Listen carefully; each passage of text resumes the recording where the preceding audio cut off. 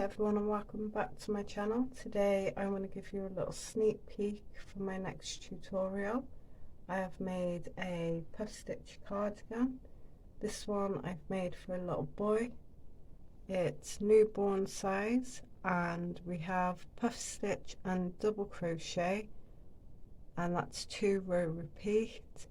We also have a bit of single crochet in there just for the buttons and a little bit on the sleeve. I have put 4 buttons onto this one. You may need more buttons if you are doing a bigger size.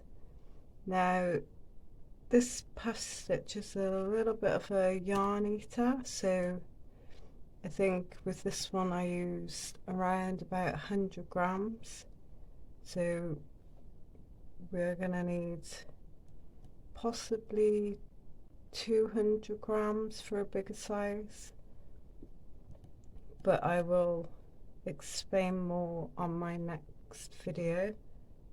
So yeah, if you want to make this cardigan with me, just look out for my next tutorial. Also please like and subscribe, and I will see you in my next video.